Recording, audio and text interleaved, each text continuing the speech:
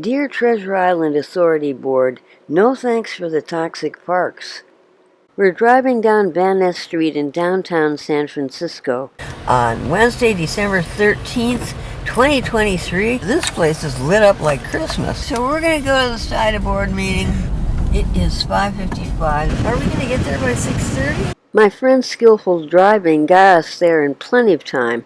This is the crowd that's gathering for this on-island board meeting. The chairs haven't filled in.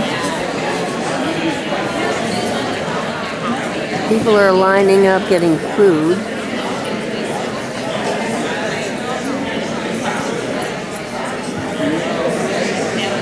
I'm going to stand up and speak at this microphone. And the board has gathered. That's Linda Richardson out there. And that is Nabha Azim. That's Timothy Wright. There is Kate Austin. Kate Austin is the commission's secretary to the TIDA Board of Directors. LaShondra Price-Breston. V. Fei Sen, TIDA Board President. So please come and take a seat and participate in the meeting here. Thank you. Kate Austin opens the meeting. Good evening. Welcome to the December 13th, 2023 Treasure Island Development Authority meeting. Call to order. Director Sen. Here. Director Dunlop. Director Richardson. Here. Director Breston. Here. Director Howard. Director Azim. Here. Director Wright. Present. Thank you, YMCA, for letting us have our meeting here. It's easy to forget all the milestones that we have reached. So I am proud this year of the affordable housing that we built. Really excited about the parts that we have completed, the stormwater parts. Let's also applaud the new ferry landing, the new freeway ramps, the new roads and underground utilities, the Vista Point.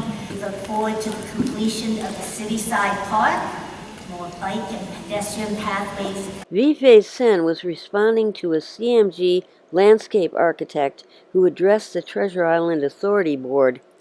The CMG landscape architect described CMG's plan to turn the half of the island facing the Golden Gate Bridge that the Navy called Wetlands and Wildlands into a huge park. I'd like to say that one of the benefits of doing the development on Treasure Island is we get open space and parks.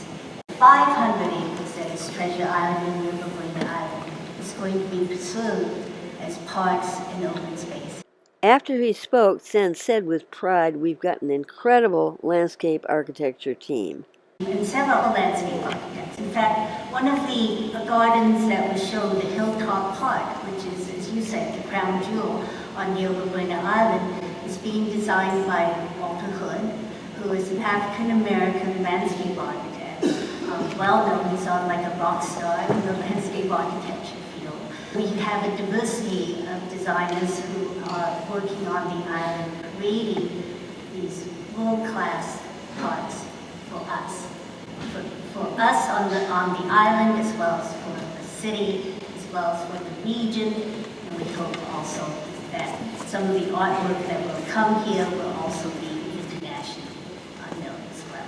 Sen first announced the creation of parks on Treasure Island 6 months earlier at the June 14, 2023 On-Island Board meeting. Back at that time, she reminded the attendees that in the pandemic we learned how important it is to have parks and open space. And the most remarkable feature of the master plan, really a gift to all of us, to this community, as well as to San Francisco, is that there will be 300 acres of open space and parks. And it will be the largest addition to the city's park system since we built Golden Gate Park.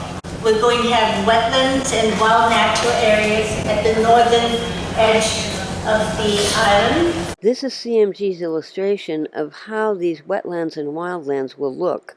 The design has really been about sustainability, and many of the parks have stormwater features. It is a way to gather the stormwater and let it drain naturally through the gardens so that the water, when it's released into the bay, is naturally clean. Stormwater gardens can filter dirty rainwater, but they can never filter residual PFAS, forever chemicals, or radiation left in Treasure Island soil.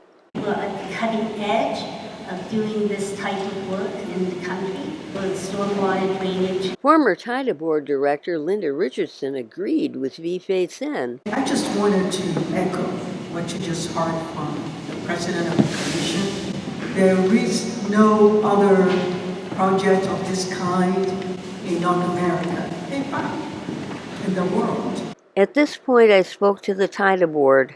My name is Carol Harvey. I'm an investigator, and I've been working on Treasure Island since 2014. I'm addressing today the wisdom of creating a park over toxic soil at the side of the island facing the Golden Gate Bridge, Alcatraz, Angel Island, Berkeley, and Oakland. On Tuesday, August 8, 2023, during the Navy's presentation on the status of the toxic cleanup of Treasure Island at the Restoration Advisory Board, Dave Clark, Navy lead remedial project manager, said, "We've yet to select those final remedies for Site 12, the housing area.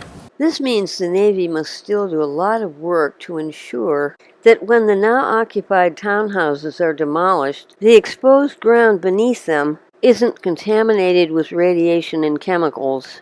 In addition, he said, The emerging contaminant of PFAS, per and polyfluoroalkyl substances.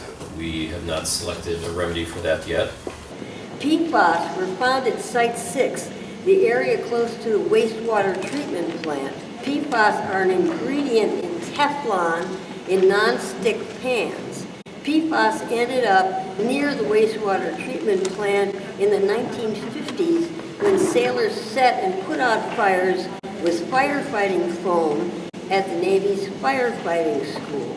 PFAS are known as forever chemicals because they are extremely persistent in the environment and the human body. Contact with PFAS in the soil and groundwater can damage the human immune system and the liver, cause cancer, thyroid disease, obesity, and fertility issues. In fact, I had asked myself if CMG Architects knew that the soil is saturated with radiation chemicals and PFAS, and that as a result, anyone who goes to that area will be in danger of exposure to toxins in that soil. At this point, my 2 minutes were up and they turned off the mic. So I'll splice Dave Clark's statement into the video and let you watch it yourself. Dave Clark said further, PFAS, the chemical itself, was designed to stay around for a long time. Now we have to reverse engineer, taking these chemicals apart. They have to separate the chemicals from each other in order to understand how they work together to eliminate them completely from Treasure Island soil. It's going to take some time. If you can't destroy it, you need to be able to perhaps contain it. Clark was saying, in effect, that the Navy might never be able to get rid of this toxin. Recently, in 2023, a Navy man told me that in 1986, at age 19, he attended a firefighting school at Site 6 on Treasure Island. He described being exposed to PFAS during firefighting training when he put out fires in the Site 6 field near the wastewater treatment plant by hosing them down with aerosolized firefighting foam, AFFF. Later, when he became a firefighting instructor, he had to descend into tanks of the foam up to his neck to do repairs. Some years later, brain matter began leaking into his ear through a hole in his skull. Doctors told him he had a brain tumor. He also has tumors in his legs and lungs. In one famous case, cows developed tumors after DuPont dumped runoff containing PFAS on a farmer's West Virginia field. PFAS were also spread across the entire island. The Navy tested 11 locations on this map for PFAS. These specific sites were chosen. We detected PFAS in groundwater at all of the locations. The Navy anticipates completing some of this work by, in Clark's words, Maybe early 2029. We're just at the beginning of the science here. So the Navy is constantly monitoring, monthly, weekly sometimes, what's going on in the world of PFAS. Yes, there are talks about parks and open spaces and wetlands, but I think we're a long ways from that actually happening, because we need to go through our process and do it correctly. Aside from the Navy's acknowledgement that PFAS is spread in many locations across the island, the architects at the highly regarded landscape architecture firm CMG designed this huge, beautiful park. It stretches east to west from the Golden Gate Bridge side of the island, past the wastewater treatment plant, toward the Bay Bridge and the city. The large grassy green area depicted here will hide the dangerous PFAS toxins under Treasure Island's soil, but also any residual radiation or lead the Navy left in the ground. Under demolished townhouses in the former vanished community at Site 12. If runners, picnickers, or children shown playing here happen to touch exposed patches of bare dirt, which often form in grass, they could suffer tumors, they could suffer weakened immune systems and liver damage, they could develop fertility problems and thyroid disease. Worst of all, they could develop cancer. In summary, it flies in the face of the health and safety of San Francisco citizens to turn this contaminated section of Treasure Island into what TIDA Board President V. Fei Sen calls a gift to the city, into wetlands and wildlands, a place that will actually be a toxic green space larger than Golden Gate Park.